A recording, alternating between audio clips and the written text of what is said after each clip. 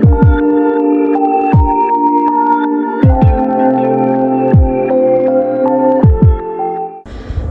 y'all, welcome in or welcome back to the Monster Meadow. My name is Meadow, and today we will be taking a step back and reflecting on the past year. The day this video is going up is the second to last Saturday of the year 2025, and I thought my last two videos of the year should be kind of looking back on the year, appreciating what it has brought me and what I have before stepping into the new year with everything that it has in store for me. So I decided that I should do kind of a wrap up of everything I have added to my collection doll-wise this past year. I started collecting in April of 2024. My first purchase as a collector was the Cree Production Wave 2 with Deuce and Cleo, Ghoulia, Abby, Spectra. I was a Monster High fan as a child all the way back in 2010 at the ripe old age of 5 years old.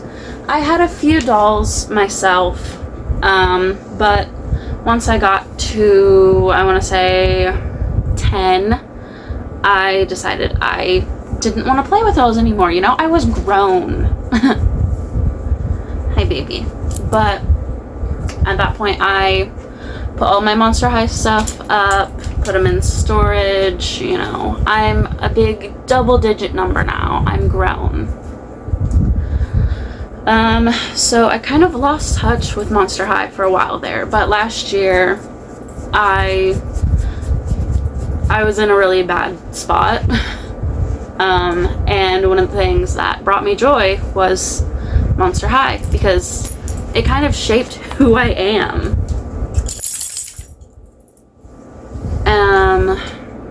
So my collection grew, and it grew fast, especially this past year.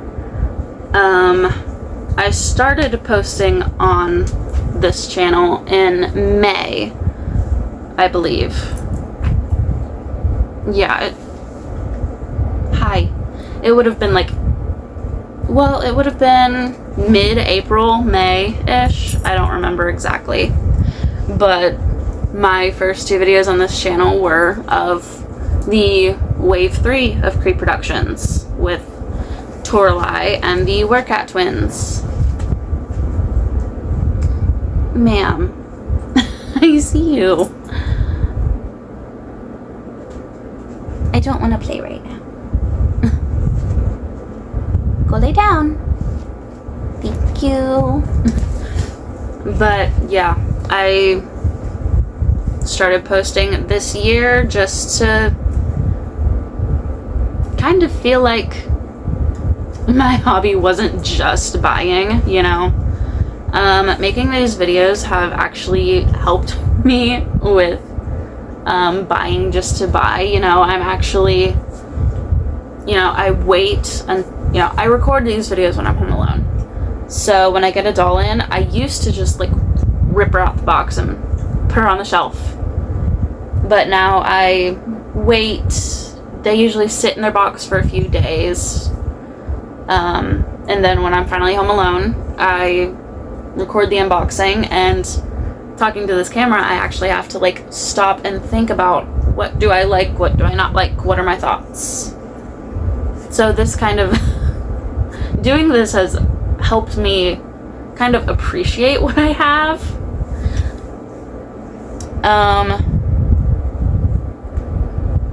But yeah, this year has been wild. My collection has grown rapidly. I started the year off with, I want to say, 30, and I am ending the year off with over 100, including dolls that I have not unboxed yet. So I thought, let's just start back in January and list off all of the dolls I have purchased and give my top 10 favorites. Lay down, please. But yeah, I have my tablet right here. So, before I started this channel, all the way back in January, I added to my collection 2024 Holiday Scalita, Haute Couture Midnight Runway, the full line, Out of Fright Operetta, and the Fan Club exclusive Venus McFlytrap doll. And then in February, I bought up a few dolls to kind of treat myself for my birthday. My birthday is the 1st of March, so I kind of start buying for myself mid-February, just so everything I buy for myself is in by then. So in February, I treated myself to Gulux Guya Yelps, Haute Couture Frankie Stein, Lenore Lumington, and Mummy Majesty's Cleo and Nephra Denial. In March, the tail end of my birthday buying spree, the San Diego Comic-Con doll for 2022, Black and White Voltageous Frankie Stein, the San Diego Comic-Con doll for 2023, Freak du Chic Draculaura, Fang Vote Rochelle Goyle, and then a few days after my birthday, we had the Revealed live stream where I purchased Corazon Marikit, and at the end of that month, going into April, we had the Cree Production Wave 3 release. Now, Operetta came in first, and I was still on the fence about making videos, so I just went ahead and unboxed her. But going into what I did unbox on camera, we have the Werecat Twins, Crepe Rose, and Toralei. And then in April, I only bought one doll, and that is Vampire Heart Draculaura. She was my first big purchase. And then going into May, I bought the San Diego Comic-Con doll for 2024, Deadfast Goya Yelps, Haute Couture Draculaura, the full Monster High X Off-White collection, and Fang Vote Jennifer Long. In June, I purchased the full Dot Dead Gorgeous line. That was my first original G1 purchase as an adult. And then in July, I bought, of course, the San Diego Comic-Con doll for 2025, Sweet Screams Twyla, and the second Elvira, Mistress of the Dark Skelector, with her cape. One day I will get my hands on the original Elvira Skelector and the SDCC variant of this one. One day. In August, I purchased Black and White Skull Shores Frankie Stein and the full Real Drama line, all 5 ghouls. In September, I purchased 2025 Holiday Scalita and Claudine Wolf House of Wolf. October, I purchased the Alien Skelector doll, Xenomorph. And then in November, that you saw me unbox on camera, I purchased Wheel of Laguna and Gil, Great Scary Reef Perry and Pearl, Great Scary Reef Toralei, and the Grady Twins re-release. That is what I bought in November and unboxed on camera. I bought quite a lot in November that I have not unboxed yet. Still in box that I have bought in November of 2025, we have the Desert Frights Oasis playset with Cleo Denial, the Party Lounge playset with Spectra Vondergeist, 13 Wishes Gigi Grant, 13 Wishes Twyla, the Diner playset, both versions, one with Draculaura and Operetta, and the one with just Draculaura.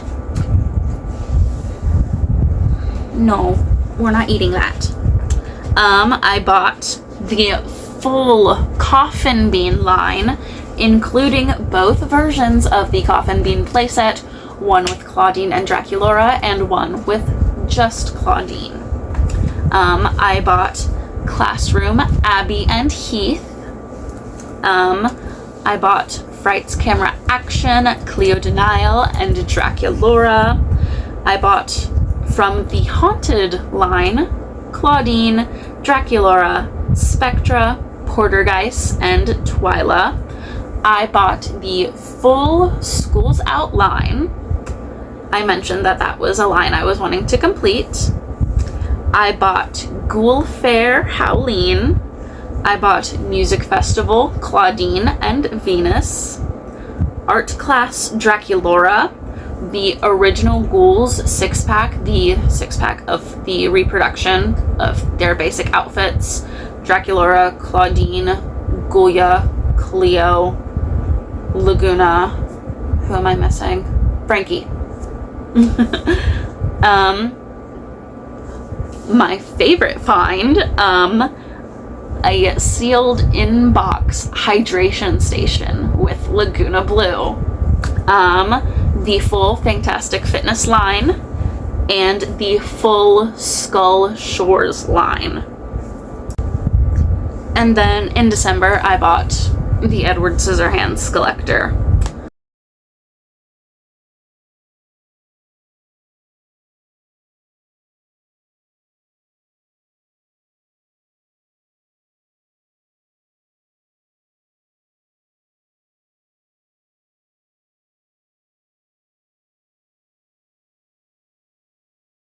That is all of my purchases of the big year 2025. It was a big, crazy year. Now for my ranking, my top 10 purchases this year. Coming in at number 10, we have the original pre-production Operetta. She really means a lot to me. Operetta is my favorite character, and I was so sad that I never got an original outfit Operetta as a child. So she is number 10. Coming in at number 9, 2025 Holiday Skelita. Very beautiful design, very intricate, love her. Coming in at number 8, we have 2 dolls. Mummy Majesties, Cleo, and Nephra. I love these two. I never had a Nephra doll, so I was very excited to get her. People say these outfits are kind of basic, but I love them. I really do. Especially Nephra's hair. Oh my gosh. Coming in at number 7, we have Fan Club Venus. Love this doll. Again, another doll that not many people like for some reason. She's gorgeous. Number 6, we have Xenomorph. This doll speaks for itself. It really does. Love it. Next at number 5, again, another doll that gets crapped on quite a bit. Fangboat Rochelle. I love her. I really do. I love the design. You know, I'm not usually one for pink or blue, but Rochelle makes it work, and I love it. Kind of reminds me of cotton candy. I love cotton candy. And then at number 4, we have House of Wolf Claudine. I love this doll. I love the posable jacket. I love the fabric purse. Love her nails. Her hair is a little heavy for her head. Her head is always looking up because of how heavy the braid is. So I might eventually take this down. Hey, puppy. But yeah, I love this doll. She's very beautiful. Coming in at number 3, my bias poking through, Out of Fright Operetta. Again, another doll that gets a lot of hate for seemingly no reason. I love her, but I'm also an Operetta stan. She's my favorite character. And purple, my favorite color. I love this doll. Coming in at number 2, we have the beloved Vampire Heart Draculaura. I don't think there's anything I could say for this doll to solidify my reasoning for her being number 2. I think she speaks for herself. She is a very much beloved doll in the community, and it's obvious why. And then before we get to number 1, I have a few honorable mentions. Lenore Lumington, Corazon Marikit, and Sweet Screams Twyla. They're all very beautiful. They really are. I have them all right here. Twyla in the back here. The hair. Love the hair. I love that Dustin smells like cotton candy. I love cotton candy. Corazon. She's beautiful.